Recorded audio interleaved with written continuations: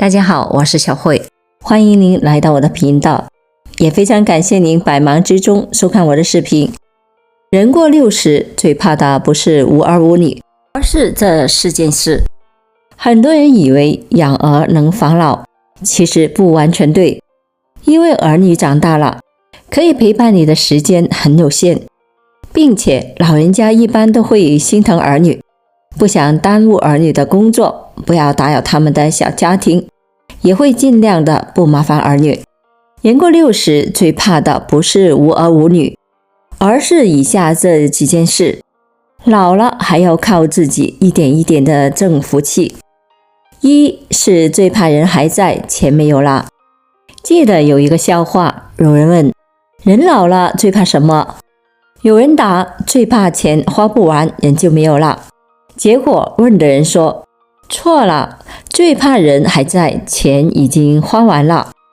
辛辛苦苦赚一辈子的钱，不就是为了老了不依靠谁，可以自己出钱养老吗？如果没有钱，老人也没有底气，说话也得小声点，别人会看不起。特别是现在的媳妇，如果老人没钱，照顾几天都很大的意见，现实得很。很多儿女看在老人还留下很多财富的面子上，才照顾老人。特别是儿女多的家庭，老人有钱，大家争着去照顾，希望从中得到一定的利益。如果老人没有钱，就大家轮流照顾，多一天都不行，觉得吃亏了，矛盾闹得满城风雨。我的爷爷年轻的时候做了一条小木舟，在村口帮人过渡，每一次就是几角钱，后来几块钱一次。他一辈子节衣缩食，老了还留下很多钱。现在他和儿女们住在一起，逢年过节会给大家每个人一个红包，结果大家又回敬他一个红包，礼尚往来，好不热闹。他说老了他自己有钱，大家不要担心。这样的话一说出来，几个儿女就更开心了，因为没有了养老人的经济负担，不要大家凑份子来养老。钱不是万能的，但老了没有钱是很困难的。有的老人无依无靠，儿女每个月给几百块钱，都得看媳妇和女婿的脸色，甚至都要不到，还互相比较，觉得自己吃亏了。这样的日子，老人一点也不好受。因此，人过60，有钱是你做人的底气，别真的把自己的钱都给了儿女。特别是儿女多了，给钱不均匀，会导致家庭矛盾更多，自做人也为难。自己有钱想去做什么，不要看谁的脸色，多好啊。二是最怕天天生活在病痛之中。病来如山倒，病去如抽丝，这是形容病痛的难处。如果是老年人，病痛要消除更难了。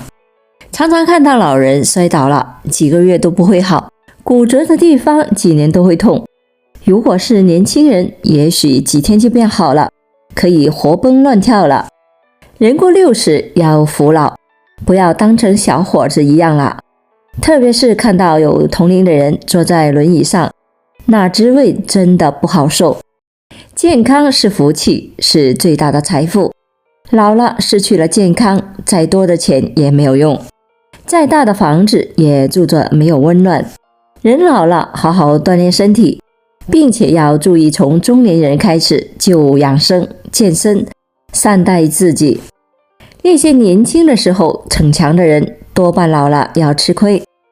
老话说久病床前无孝子，生病了有儿有女也会嫌弃你，健健康康有儿女才是真幸福，才是儿孙满堂的福气。三是最怕儿女没出息，还当啃老族。有的人有儿女，但更痛苦，因为儿女没出息都啃老，自己一把年纪了，孩子不学好，担心啊。曾经看过一个故事，说一位非常爱孩子的老人，把什么都给孩子，就是孩子犯错了也不指责。一次孩子给别人家的围墙推倒了，他没有责怪孩子，而是默默地赔偿了一点钱。后来孩子犯了大错误，成了罪人，有了牢狱之灾，老人才悔悟过来，自己的溺爱行为害了孩子，但一切都晚了。老人只能在痛惜中过日子，还常常去牢狱里看孩子，四目相对，老泪纵横。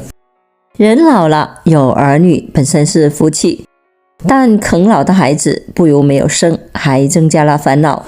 因此人过60，有没有出息的儿女很伤心，觉得自己的人生都非常失败，在别人面前无法抬头做人。